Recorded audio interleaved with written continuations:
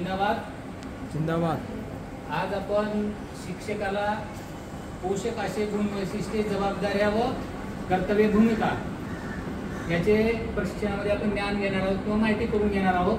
त्याच्यामध्ये आहे शिक्षक हा विद्यार्थी प्रिय असला पाहिजे, विद्यार्थी केंद्रित असला पाहिजे, शिक्षकाचं लक्ष विद्यार्थ्यावर पाहिजे, शिक्षक हा उत्तम फलक कौशल्य पूर्ण असला पाहिजे, त्याला फलक लेखन करता आलं पाहिजेतच। फळा हा शिक्षकाचा मित्र असतो। त्याच्यानंतर कर्तव्य दक्ष, त्याच्याकडे जे कार्य दिलेलं आहे तो कर्तव्याला पूर्ण करतो का, त्याची जबाबदारी पूर्ण पाडतो का, त्याच्यामुळं कर्तव्य दक्ष आणि क्षमाशील वर्तीचा पाहिजे। शिक्षकामध्ये शिक्षकाची व्याख्या केलं तर क्षमाशील, क्षमाशील शिक्षण आणि कर्तव्य दक्ष असं आहे। चारित्र्य संपन्न असला पाहिजे, शिक्षकाचं चारित्र्य हे चांगलं असलं पाहिजे।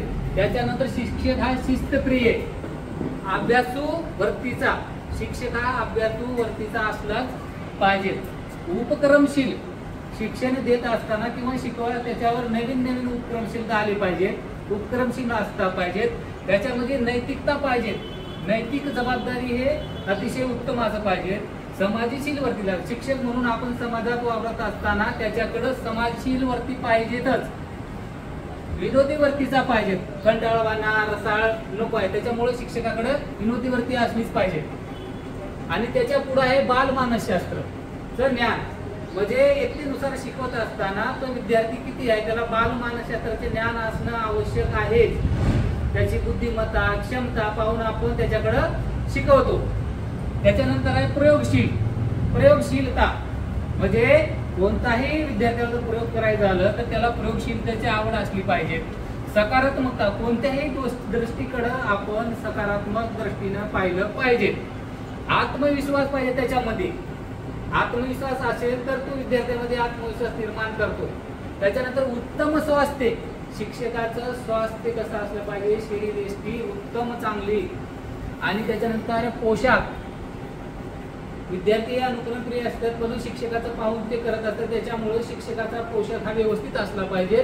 आणि नीटनेटकेपणा, कोणतंही कार्य करताना व्यवस्थित नियोजनबद्ध, आणि त्याच्यामध्ये नियोजनबद्धता एक पाहिजे।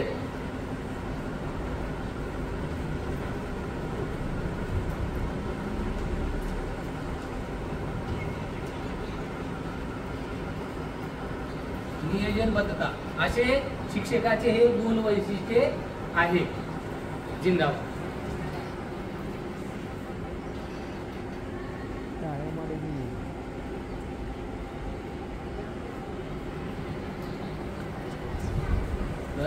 नियोजनबद्धता